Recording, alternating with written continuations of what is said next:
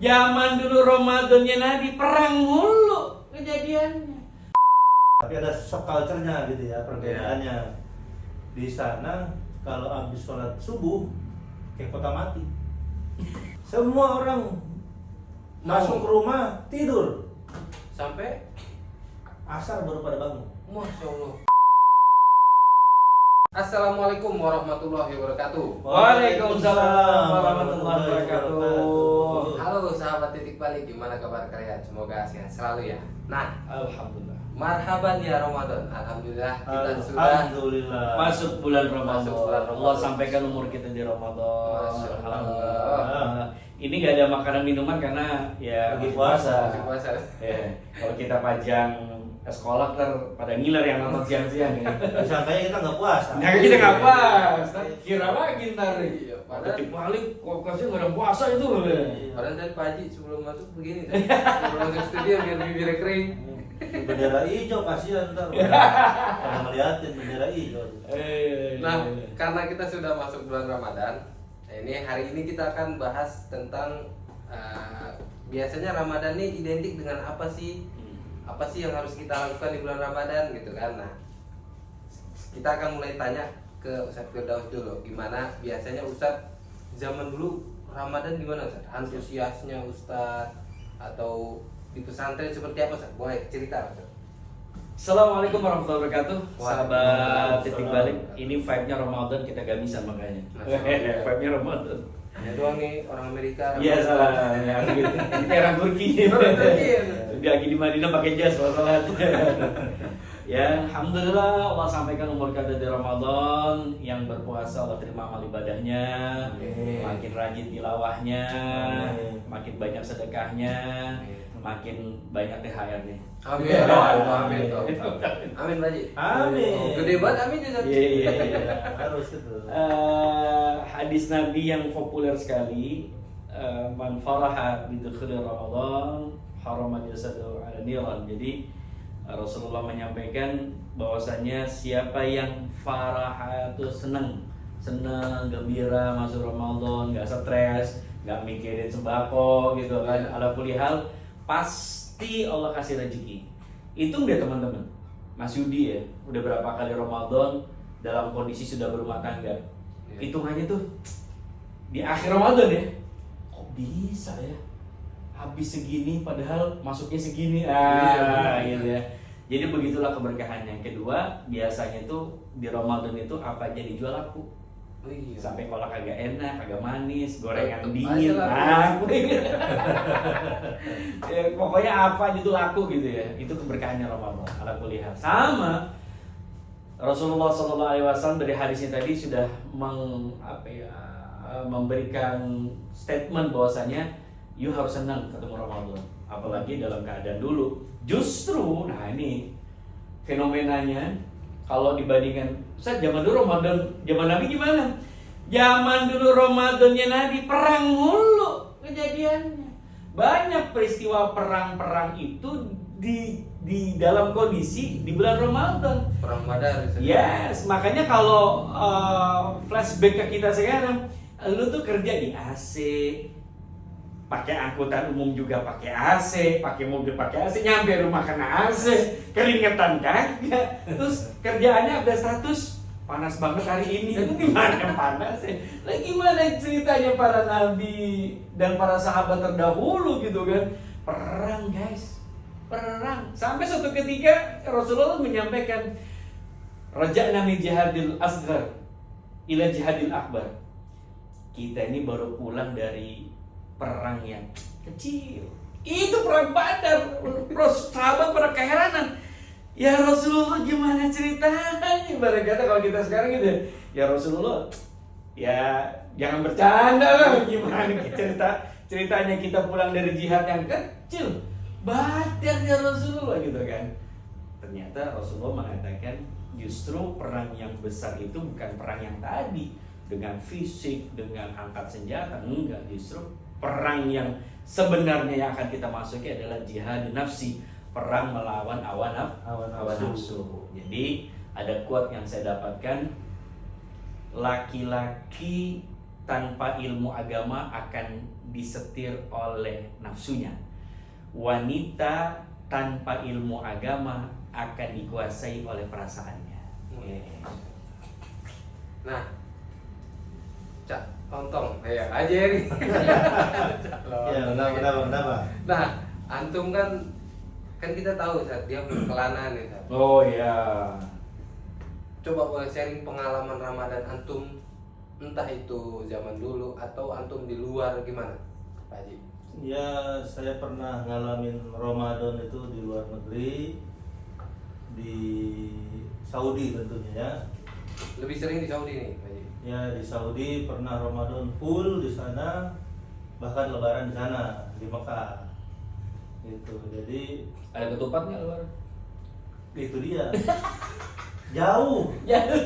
Kalau pengen ketupat, ada temen yang undang. Iya. Jadi dia datang ke sini, ke Jeddah. Ya Jeddah ke Mekah kan kurang Ya. lebih 1 jam lah perjalanan. Ya hampir 100 km lah. Tapi memang ada, Pak Haji ya.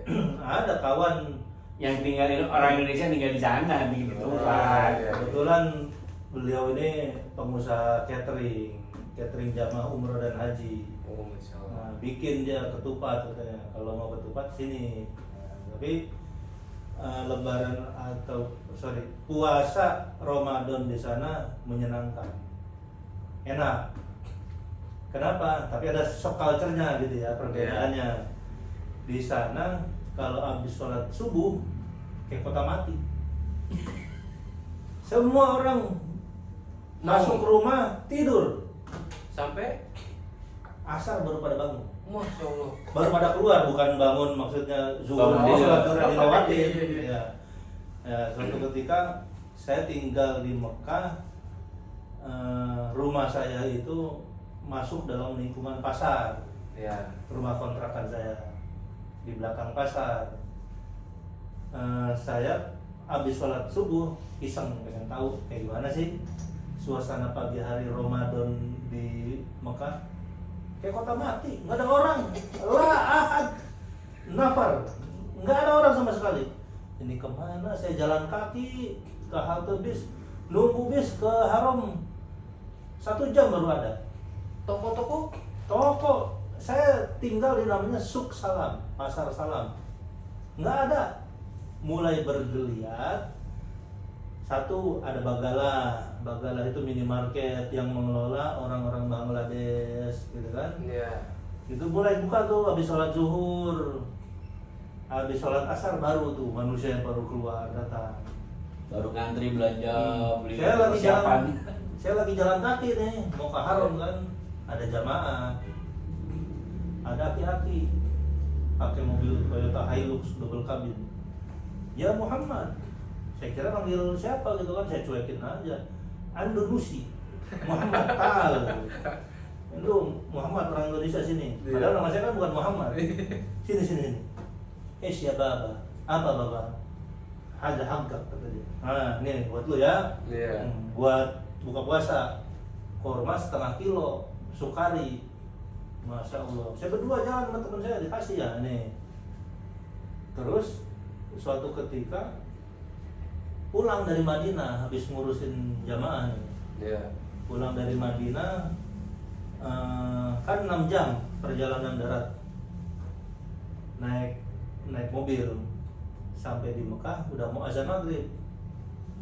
Saya jalan ke arah Haram. Nah, jalan ke arah Haram ada yang manggil lagi.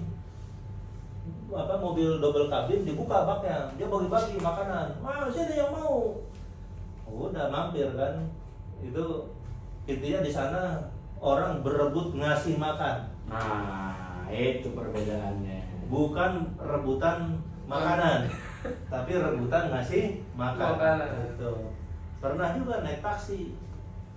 Lagi jalan, tahu-tahu ada taksi nggak resmi, orang Bangladesh nawarin, mau kemana? Ke Haram. Berapa? Saya bilang 25 real. Saya tawar 20 ya. Ya udah masuk. Singkat cerita di jalan dia nanya, dari Indonesia ya, puasa nggak? Puasa dong, masa nggak puasa? Saya bilang, oh ya udah tunggu sebentar. dia berhenti pinggir jalan, mobilnya ngeluarin barang dari bagasi belakang. Nih, buat makan, buat buka puasa. Iya. Nasi ayam, korma, jus, air. Ini kalau dihitung-hitung lebih dari ongkos yang saya bayarin buat dia, 20 real. Remis aja kagak. Dia masih buntung kalau dipikir-pikir pakai logika kita kan. Matematika dunia. Pakai matematika dunia. Wah, kata dia, ini istri saya yang masak, kata dia. Tolong diterima, semoga menjadi amal. Kan orang ini berebut ngasih makan karena mendapatkan pahala orang yang berpuasa, sama dengan orang yang memberi makan orang yang berpuasa, baginya pahala yang sama. Sama puasa. ya begitu kan. Nah, intinya orang-orang di sana begitu juga program dari pemerintah. Di sana itu dari pemerintah, saya jam 2 siang datang ke Harom itu udah rame. Persiapan panitia buka puasa tuh udah pada siap, udah bekerja. Iya. Truk box itu yang ukurannya double ankle, ukuran CDD lah di sini kalau diesel, itu beratus-ratus truk kayaknya itu datang turunin satu paket dari pemerintah. Itu tulisan, ada tulisannya gitu kan, di plastik kemasannya itu ada, di dalamnya ada korma, air minum, Roti, terus roti, yogo, jus, bahkan krim. Saya diajarin sama orang Arab nih cara makan kurma yang enak, katanya kurma sukari dicocol ke krim. Dari situ, oh enak nih. Besok kan saya cari sendiri tuh krimnya, mereknya Almaroi gitu. Itu pernah tuh merek Almaroi itu. Enak kan? Kenapa Enak tidak? sih. Nah, ini cerita memang beda banget lah kalau kita dengar cerita Ramadan di Saudi kan pasti beda banget Pak Haji ya. Nah, memang kita pengen sebenarnya orang-orang Indonesia ini saat kita inilah Iya. punya kebiasaan karom kayak orang-orang Saudi gitu. Bukan yang kayak kita di Indonesia. Ya susah lah ceritanya Pak Haji. Iya. Nah, menurut Antum, Ustaz, kebiasaan kita Ramadan ini yang seharusnya kita hindarin apa tuh Ustaz selama Ramadan? Iya. Yang pertama tadi kan vibe-nya vibe dari kota Mekah ya, Iya. dimana Masya Allah mereka tahu siapapun itu mau berbagi dalam kondisi tukang supir, pemerintah, siapapun ya, ngebagiin makanan segala macam, berharap dengan pahala yang sama. Satu, yang kedua pahala yang sama aja itu udah luar biasa. Yang kedua kelipatan-kelipatannya lagi kan, ngebagiinnya pahala yang sama. Yang kedua ngebagiinnya di tanah suci, 100.000 kebaikan. Momen Ramadan itu kelipatannya itu udah, ya bukan kalau di Indonesia mungkin saya ngasih makan buka puasa pahala yang sama sudah clear, draw. Tapi ini di tanah haram 100.000 kebaikan. Itu mereka udah, ente gak usah puasa lagi nih 10 tahun lagi. Jadi itu juga yang Oh iya, vibe-nya tuh itu. Giro Vibe-nya tuh orang juga bersedekah, orang ya. harus bersedekah. Jadi di luar Ramadan saja setiap hari Jumat tuh vibe-nya itu sedekahnya luar biasa. Ada di Indonesia memang, tapi skalanya kecil dan tanda kutip, masjid-masjid di apa namanya, di jalan-jalan sekadarnya saja. Tapi justru kesadaran ini harusnya sering ditumbuhkan gitu ya. Merasa bahwasannya yang terjadi justru kita rebutan beli untuk diri kita. Jadi rebutan beli untuk diri kita. Baru terakhir vibe-nya adalah Lebaran, kita buat ngasih-ngasih yang lain. Padahal vibe-nya itu kan justru dari awal Ramadan sampai akhir. Terakhir itu justru digas lagi lebih banyak lagi, bukan di ujung akhir kita maksimalkan. Padahal keberkahan Ramadan itu adalah dari ujung sampai ujung gitu ya. Yang kedua vibe-nya adalah pertanyaan tadi tentang apa sih yang harus dihindari ya. Yang dihindari yang pertama, kalau Gurunda yang mulia Gus Baha itu bilang, orang maksiat itu karena dia hidup, karena dia melek, karena dia sadar, gitu ya, karena dia beraktivitas, dia maksiat. Terus dibandingkan sama orang yang tidur, ya otomatis kan gara-gara dia tidur dia nggak bermaksiat, gitu ya. Jadi logikanya itu makanya disebut lebih baik tidur daripada maksiat gitu kan. Jadi apple to apple-nya itu gini, daripada kita bangun terus kita bermaksiat, mendingan ente tidur dah, gitu ya.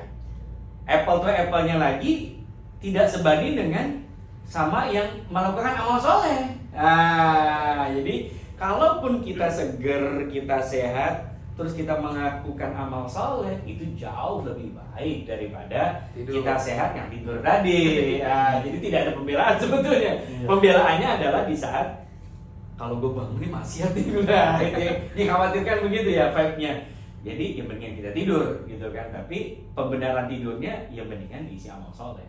Makanya kadang orang mau semacam dalih jadi Iya, betul. Itu akan selalu vibe-nya terjadi di Ramadan. Oke, dan hadisnya Pak, itu hadisnya gimana Ustaz? Ya hadisnya sebetulnya doif lah sebetulnya. Doif ya? Tapi doifnya itu kan ya tadi turunannya adalah daripada kita maksiat, ya mendingan contoh ya, daripada gue keluar rumah ke mall, udah pasti banyak maksiat, mendingan gue di rumah aja, stay. Ternyata maksiat itu nggak di mall, maksiat itu nggak di luar, maksiat itu di sini ternyata. Itu teman-teman yang harus sadar ya, teman-teman titik balik itu jangan ngerasa malas keluar rumah, panas. Selain panas, nanti ada maksiat ini, maksiat itu, padahal maksiatnya udah nyampe tangan kita. Lebih dekat lagi. Lebih dekat lagi. Tipis memang di saat ngapain lo? Bismillahirrahmanirrahim. Itu kan cuma diklik-kliknya itu pindah gitu ya, pindah layarnya. Iya. Tapi ala kulihat teman-teman hindari kemaksiatan sekecil apapun, karena mohon maaf lahir batin kita bisa puas lah 11 bulan tuh maksiat mulu. Ya, usinu ayakum, saya ingatin diri saya juga. Ibarat kata 11 bulan itu cukup lah kita tuh waktu-waktu untuk maksiatnya.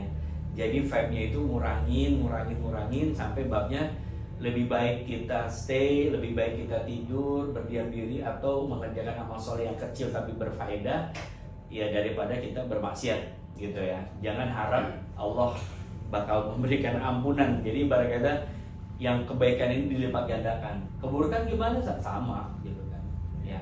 Jadi hindari maksiat. Yang kedua, apapun sekecil apapun itu kurangi interaksi.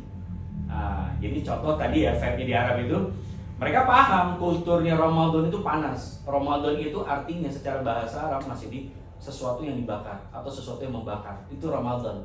Arti Ramadan itu ada sesuatu yang bakar. Jadi udah tahu, apalagi di tanah Arab Ramadan itu biasanya masuk itu vibe-nya itu bulan Juni, Juli, apalagi besok ya. Apalagi besok kita Maret itu masih musim dingin tapi lari ke panas. Udah mulai hangat lah ya. Tapi kalau dari dulu emang hangatnya Saudi sama kita kan beda.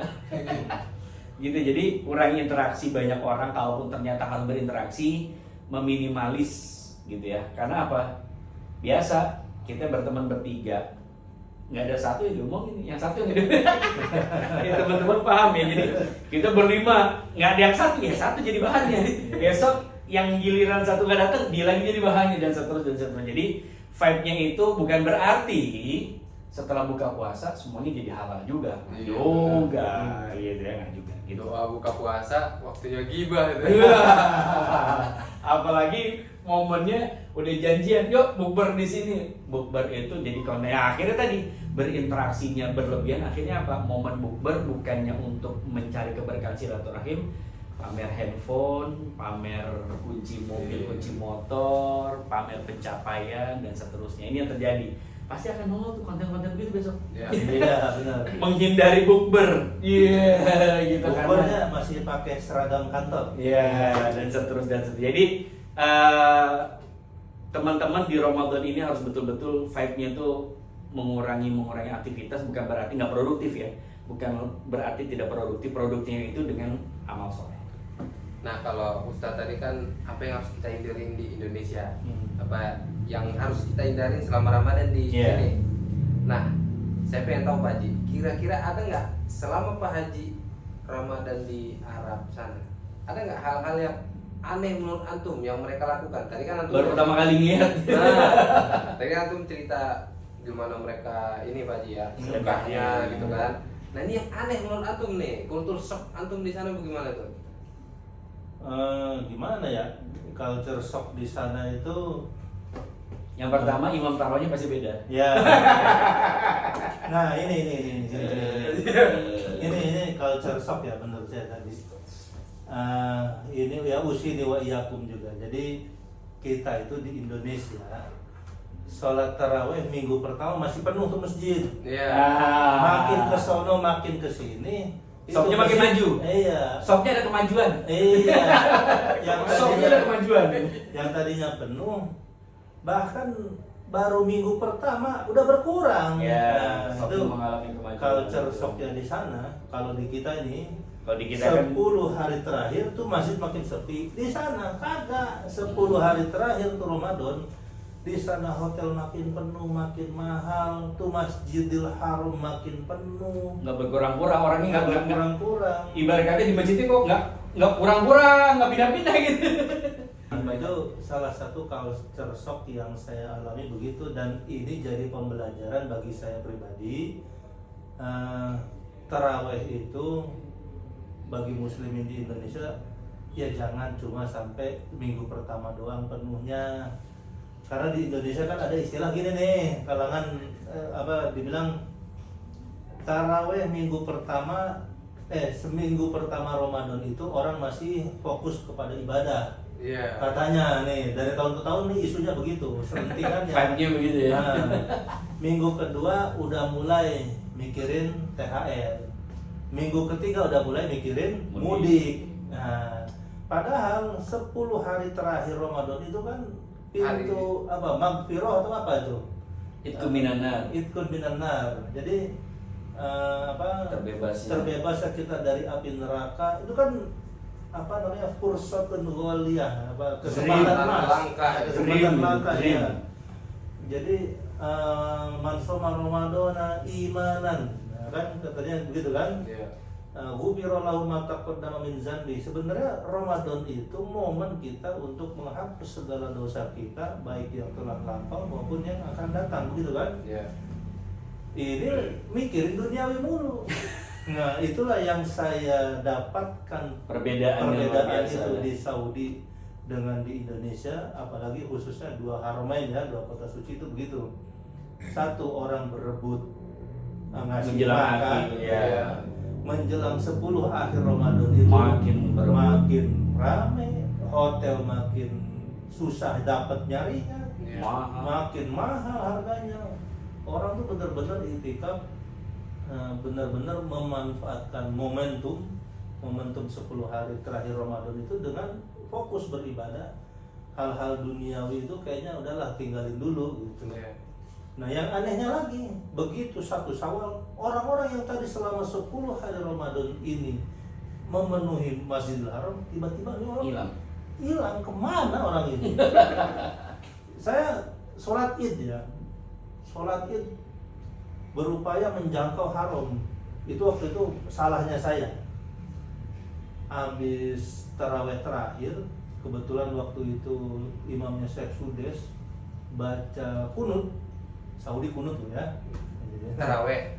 Iya, witir taraweh ya, kunut. Syekh Sudes kunutnya 45 menit. Masya Allah. Berdiri. Setelah itu saya pulang, selesai taraweh ini. Malam takbiran, pulang saya. Pulang ke rumah ke haram itu 5 km. Pulang dulu lah. Habis subuh aja berangkat ke haram. Habis subuh berangkat ke haram kagak kebagian. Sudah ditutup semua akses menuju haram. Saya mentok sampai masjid. Itu ada terowongan. Saya nekat turun dari taksi, udahlah jalan kaki aja 1,5 kilo mampu jalan. Iya. Ternyata di mulut terowongan itu polisi udah jaga. Mau kemana kamu? Nggak ada tempat. Udah sholat Id di sini. Di terowongan? Bukan. Di pintunya. Di pintu. Di mulut terowongan itu agak geser sedikit ada masjid. Masjid ini banyak hotel-hotel bagus murah, tapi memang jauh ke haram. Nah, di depan masjid itulah sholat Id. Habis sholat Id iseng balik dulu ke rumah. Siang ke haram. Kok sepi, berkurang orang-orang yang kemarin memenuhi haram pada kemana ini? Baru 1 Syawal, 10 Ramadan terakhir penuh. Iya. Begitu 1 Syawal, orang ini mudik juga kali ya. Pikir saya begitu waktu itu. Ternyata memang mereka itu biasanya perpindahannya itu 1 Syawal itu mereka bergeser ke Madinah. Ya. Kalau secara jamaah, Ya. siang itu check out menuju Madinah, karena biasanya orang ngambil Ramadan etika paket itu, paket secara travel itu 10 hari itu atau 5 hari menjelang Syawal itu dia di Mekah, 5 harinya di Madinah. Jadi start Madinah itu Syawal. Vibe-nya begitu. Setelah dari Puncaknya ibadah di situ, maka bergesernya di 1 Syawal 2 tuh langsung bergeser ke Madinah. Makanya kesannya sepi. Dan memang kalau secara kultur ya, kultur Saudinya itu Syawal itu mereka sedih. Tidak ada perayaan, walaupun disebutnya Idul Fitr, hari raya makan-makan. Ya, tapi secara konsep spiritual mereka itu sedih ditinggalin Ramadan. Nggak ada pesta pora seperti apa segala macam. Makanya puncak ibadah realnya adalah Dzulhijjah. Idul Adha itu. Paling penanda sukacita gitu ya, besok itu mau lebaran, itu menara jam ya, the clock tower itu lampunya nyorot ke atas, penanda nih, oh besok ada hari raya. Udah itu aja, hari-hari biasa itu kan menara jam apalagi hati ngebayangin ada petasan. Takbir keliling kagak ada. Tapi takbiran ada nggak? Suara takbir? Suara takbir ada, sayup-sayup kedengeran. Nah, tapi kan di harumnya nggak ada. Nggak ada. Takbiran di harum nggak ada. Secara takbiran Allahu Akbar nggak ada di harum. Apalagi takbir keliling kagak ada. Gitu. Jadi vibe-nya itu benar-benar mereka tuh ngerasa ya, secara spiritual itu kita sedih loh ditinggalin Ramadan, belum tentu ketemu lagi gitu-gitu. Jadi vibe perayaan yang seperti apa ya, pada akhirnya kembali ke tradisi. Saya pun sebenarnya berharap bisa kembali lagi Ramadan ke sana, karena ada penyesalan juga selama Ramadan di sana itu enggak maksimal bagi saya. Ya, tapi kembali lagi saya ke sana juga ada ngurus jamaah, sehingga tugas negara. dalam hal ibadah pribadi buat sholat taraweh. Saya jujur saya akui sholat taraweh saya belang bentong waktu di sana. Karena apa? Banyak urusan yang harus ngurus jamaahnya itu. Tapi alhamdulillah saya merasakan sholat tarawih di haram itu bagaimana, apalagi imamnya orang yang selama ini kita dengarkan suaranya lewat YouTube, di internet, ada dekat dengan kita gitu, Syekh Sudes. Begitu suara beliau bilang istau, suaranya kan khas, wah Sudes ini semangat gitu kan. Ini orang yang selama ini cuma saya dengarkan suaranya lewat internet, lewat YouTube gitu kan. Kali ini real. Apalagi baca kunutnya 45 menit Pak. Pegel. Tapi pegelnya itu hilang. Karena apa? Ya suasana momentum di sana itu benar-benar dah kita lupa dunia lah gitu. Nangis nginget dosa-dosa kita gitu. Insyaallah. Berarti sebenarnya bisa kita tiru tadi ya. Harusnya ini kalau orang Indonesia kan yang udah kita cerita tadi lah antum berdua. Boleh. Tarawihnya itu pekan pertama doang. Pekan kedua udah mikirin THR, pekan ketiga mikirin mudik. Pekan ketiga tarawihnya udah pindah ke mall. Iya benar tuh Pak Haji. Buka puasa di pinggir-pinggir mall Pak Haji. Iya, itu. Seharusnya ini nih mudik, urusan THR itu bisa kita siapkan di 11 bulan sebelumnya harusnya Pak Haji ya. Biasa deh. Itu harusnya seperti itu tuh. Semoga buat tahun ini bisa buat pelajaran bagi kita. Ya. Dan jadi terakhir, inspirasi buat teman-teman. Terakhir ini tema yang nggak boleh kita lewatin kalau Ramadan. Itu tentang Al-Quran. Betul. Gimana nih cara kita untuk biar bisa fokus? Minimal kita khatam Al-Quran atau kita hafal Al-Quran? Gimana Ustaz? Jadi kalau bicara tentang ciri khas ya. Jadi kalau saya tanya ke teman-teman apa sih ciri khasnya kota Palembang? Pempek, itu teman-teman langsung pempek. Apa ciri khasnya Garut? Dodol. Apa ciri khasnya kota ini? Nah, jadi kalau saya tanya apa ciri khasnya Ramadan, teman-teman akan menjawab kolak, kurma, bla bla bla bla, tapi lupa dengan satu ciri khasnya yaitu Al-Quran. Karena bahasa riwayat itu Al-Quran itu diturunkan di Ramadan. Jadi yang spesial itu bukan Ramadannya, Al-Qurannya. Bisa jadi kalau Al-Quran diturunkan di Syawal, puasanya di bulan Syawal. Bisa jadi Al-Quran diturunkan di bulan Dzulqa'dah, puasanya Dzulqa'dah. Karena Al-Quran diturunkan Ramadan, menghormati turunnya Al-Quran, kita berpuasa. Jadi otomatis secara tidak langsung, ya ciri khasnya adalah Al-Quran. Ramadan itu bukannya kolak, bukannya bukber, bukannya apapun. Jadi kalau orang yang ke Palembang terus nggak nyobain pempek, bohong aja lo, ke Palembang mana pempeknya, kan gitu ya. Sama kalau kita masuk Al-Quran, masuk Ramadan, terus kita nggak nyicipin Al-Quran, ya sama aja kita nggak pernah Ramadanan gitu. Ya jadi banyak cara ya. Kalau saya bocoran 30 juz itu sehari itu ada 5 waktu. Jadi misalkan 30 bagi 5 saja itu sudah 6 juz sehari, gitu ya. 6 juz sehari kepanjangan, dari 6 juz dipotong lagi, banyak lagi cara sebetulnya secara matematika hitungan.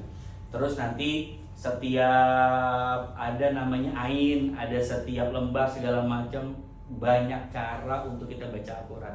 Minimal pesan saya jangankan 1 juz lah ya sehari. Ibarat kata setiap 5 waktu 1 ain aja itu udah luar biasa. 1 ain itu ain ketemu ain ketemu ain gitu. Izin Allah. Saya juga lagi istiqomahkan terus nih, sudah dawam banyak, udah lama. Setiap pada subuh itu minimal 1 ain aja ya. Dan ini tradisinya nih Mas Yudi. Ketemu Ramadan Baqarah lagi gitu. Tapi nggak sampai selesai karena tadi pertengahannya udah tarawihnya di mall. Jadi ketemunya cuma 15 juz, 20 juz. Ketemu Ramadan lagi, Alif Lam Mim lagi, begitu. Jadi maksudnya gini, teman-teman yang udah punya bacaan Quran, lanjut aja terus gitu. Nggak mesti yang dari Alif Lam Mim sampai Anas lagi, enggak gitu. Jadi yang udah punya setengah Quran, udah dapat sekian juz, lanjut aja Ramadan seperti biasa kita baca Quran. Jangan tiba-tiba setengah Quran, mau khatamim dari nol lagi, nggak begitu juga. Berarti kalau aneh sebelum Ramadan udah baca sampai surat Al-Kahfi. Yes. Lanjut dari Al-Kahfi sampai balik lagi ke Al-Baqarah. Syukur-syukur sebelum Ramadan akhir sudah selesai, dia masuk lagi ke Al-Baqarah dan seterusnya gitu aja.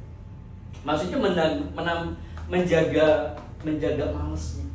Karena kalau pertanyaan lain gitu ya, Ustadz kenapa sih di Ramadan kita masih maksiat, masih malas, masih ogah-ogahan, masih gibahin, masih berantem orang dalam macam, padahal setan dibelenggu. Iya.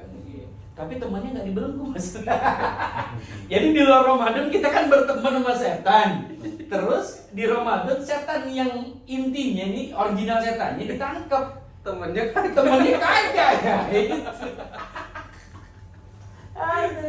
Makanya masih ditutup bisa maksiat.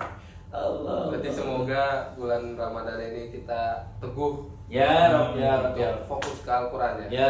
Ya. Ramadan Syahrul Quran, suasananya sangat mendukung untuk tadarus, pada tarawih tadarus, pada subuh tadarus.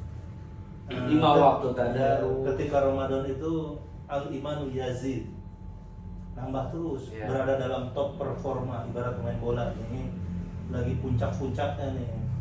Tapi pertahankan, jangan setelah Ramadan drop lagi.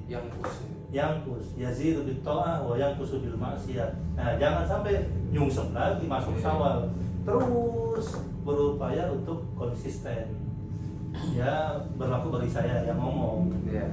Jangan buat orang lain juga. Terakhir nih, sebelum kita close aja. Iya. Taraweh kayaknya nggak afdol kalau nggak kita bahas. Taraweh di Mekah berapa rakaat aja? Taraweh di Mekah itu 11 totalnya dengan witir. Sama witir. Iya, jadi untuk tahun ini saya lihat kemarin udah ada infonya, imamnya dibagi 2, 4 rakaat pertama contoh, 4 rakaat pertama Syekh Balila, 4 rakaat sampai witir Syekh Sudes. Begitu ada tuh jadwalnya. Nanti 3 hari lagi Syekh Sudes lagi, 4 rakaat terakhir sampai witir. Terus gantian. Jadi di Mekah itu Witir itu Tarawehnya. sampai jam 10 selesai. Ya, tarawehnya sampai jam 10. Istirahat. Nah, nanti ada jam 1 ya sambung lagi qiyamul lail. Tahajud lah. Sama juga begitu polanya. 4 rakaat terakhir siapa, 4 rakaat pertama siapa imamnya. Jadi yang taraweh pertama itu sampai jam 10, macetnya sampai jam 3 pagi. Bubaran taraweh. Iya. Orang kan hotelnya bukan cuma yang di sekitaran Haram. Ada yang di Azizia 5 km dari Haram. Bis itu semua standby. Seperti suasana ibadah haji. Saya 2023 Ramadan di sana itu menurut catatan pemerintah di sana itu ada 2,7 juta jiwa di Mekah Selama Ramadan. selama Ramadan. Itu hampir menyamai suasana musim haji. Karena secara pahala ibadah Ramadan, umroh Ramadan itu adalah pahalanya pahala haji. Seperti haji maksudnya. Iya. Orang itu berlomba-lomba seperti itu. Ya mohon maaf ya, saudara kita dari IPB, India, Pakistan, Bangladesh, Iya. itu giroh ibadahnya luar biasa. Mereka nggak peduli, nggak kebagian hotel, tidur di emperan, tidur di pelataran Masjidil Haram, di depan gedung WC, kan tertulis WC 3, WC 2, mereka tidur, tapi bukan di kamar mandinya, Iya. di luar itu kan lantainya marmer tuh adem lah Iya. kalau malam, ya ngegeletak aja begitu. Perlu diakui semangat mereka. beribadahnya oke gitu. Makanya tadi kalau hitungan statistiknya 2,7 jiwa orang ada di Mekah, itu kan orang luar. Belum orang Saudi. Iya, Mas. Nah, vibe tradisinya orang Saudi itu justru Ramadan itu mereka nggak keluar negeri, stay di dalam Saudinya. Untuk apa? Ngejar tadi Lailatul Qadar, pahala hajinya, umrohnya, mereka standby. Musim haji, semua harta bendanya disewain, nih villa gua, rumah gua, mobil gua sewain, mereka jalan-jalan ke Eropa segala macam begitu.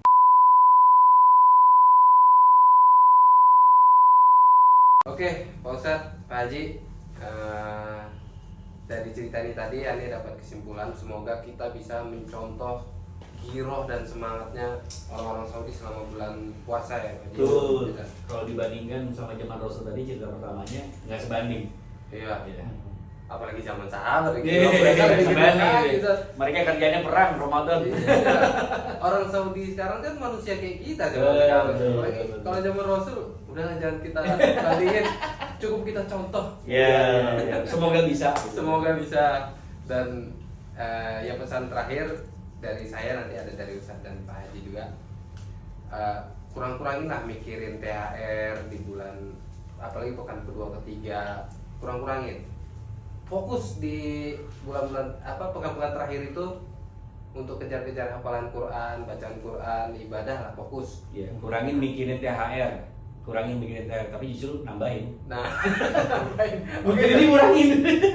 silakan closing statement Ustadz ya. Aduh, sahabat titik balik, kapanpun kalian nonton video ini diuploadnya nanti, berarti seberapapun sisa Ramadan kita maksimalkan ya, seberapapun sisanya. Teman-teman yang baru ketontonnya pertengahan, yang ketontonnya alhamdulillah dari awal, semoga bisa ada pencerahan dari kita tadi. Intinya kita berharap Ramadan kali ini Ramadan yang betul-betul penuh keberkahan. Kalau teman-teman yang melihat video ini dari awal, berarti berasalah bahwasanya bisa jadi Ramadan ini Ramadan terakhir kita, gitu ya. Bisa jadi Ramadan ini Ramadan terakhir kita nggak ketemu Ramadan tahun lalu. Nggak berani ngaminin. Ya, bisa jadi Ramadan ini Ramadan terakhir kita, jadi maksimalin ibadahnya, maksudnya gitu vibe-nya ya. Jadi maksimalin ibadahnya, bisa jadi ini adalah Ramadan terakhirku, ya udah maksimalin, makanya banyakin pahalanya, banyakin kebaikan. Nah, Pak Haji, silakan. Ya, bagi sahabat titik balik, pergunakanlah kesempatan dan momentum Ramadan kali ini, karena man shoma Ramadana imanan wa ihtisaban ghufira lahu ma taqaddama min dzanbi. Jadi orang yang berpuasa karena iman insya Allah Allah akan menghapus segala dosa kita baik yang telah lalu maupun yang akan datang. Ya. Maka dari itu pergunakanlah waktu dan kesempatan dan momentum pada Ramadan kali ini untuk kita meraih ridhonya Allah. Amin. Terima kasih, sekian dari saya. Kembali ke host. Nah, mungkin itu saja, langsung kita close video ini. Semoga kita bisa mendapatkan banyak faedah dari video ini. Amin. Ya. Kepada sahabat yang menonton sampai akhir, saya ucapkan jazakumullah khair. See you next video. Assalamualaikum warahmatullahi wabarakatuh. Waalaikumsalam warahmatullahi wabarakatuh.